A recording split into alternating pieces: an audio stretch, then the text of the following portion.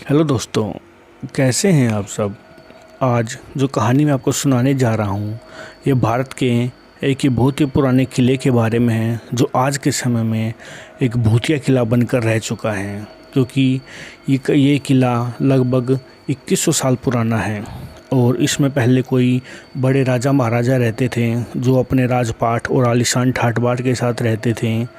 तो कहानी अब कुछ इस तरीके से दोस्तों, आज उसके आसपास में जो भी गांव या लोग रहते हैं वो इतने दहशत में हैं कि शाम होने के बाद उस किले के आसपास कोई जाना तो दूर की बात, उसके बारे में कोई ज़िक्र भी नहीं करता। क्योंकि वहाँ पर हालात इतने बदतर हो चुके हैं कि भूत चारों तरफ उस किले के चारों ओर दिखाई देते हैं।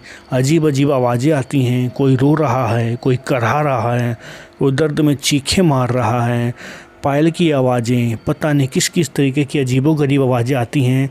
और बहुत से लोगों को तो भूत साफ साफ दिखाई दिया है। इसलिए शाम होने के बाद कोई भी उस इलाके की तरफ गुजरता नहीं।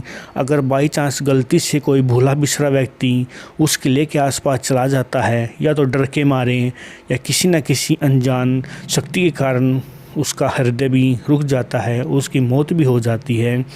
उस किले के प्रति कहावत है कि उसमें अगर कोई जाता है या कोई हिम्मत करके उसके अंदर घुस भी जाता है तो उसका बाहर निकल के बच के आना लगभग नामुमकिन है। एक बार एक गांव वाले के साथ ऐसा ही हुआ। उस बेचारे को लगता था शायद वो पड़ोस के ही गांव से होगा, अनजाने वश उस किले के आसपास घूम रहा था और अपने किसी पड़ोसी मित्र से मिलने के लिए उसी गांव में आया हुआ था जहां वो किला है। लेकिन उसको उस बात के बारे में पता नहीं था कि ये भूतिया किला है और शाम होने के बाद यहाँ कोई नहीं आता। एक बात उसको भी शक हुआ था कि इतना सन्नाटा, इतना सुनसान क्यों है ये इलाका, कोई भी दिखाई नहीं दे रहा। लेकिन फिर भी उसको तो मिलने जाना था अपने मित्र के पास, तो चला जाता है वो।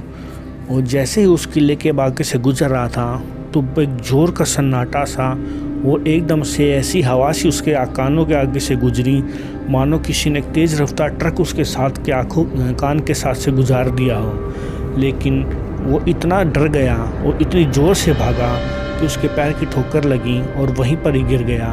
वो जैसे ही गिर कर वो संभला, उठ कर देखता है तो 3-4 आत्माएं हवा में झूम रही होती हैं। और ये देखकर वो बेचारा वहीं बेहोश हो जाता है। और जैसे ही अगले दिन उठता है तो वो अपने घर में अपने उसी मित्र के दोस्त के पास होता है जहाँ उसे मिलने के लिए आया होता है। तो कहता है कि अरे तेरे साथ क्या हुआ, और तू इस तरीके से बेहोश और बदहवास क्यों पड़ा था वहाँ पे।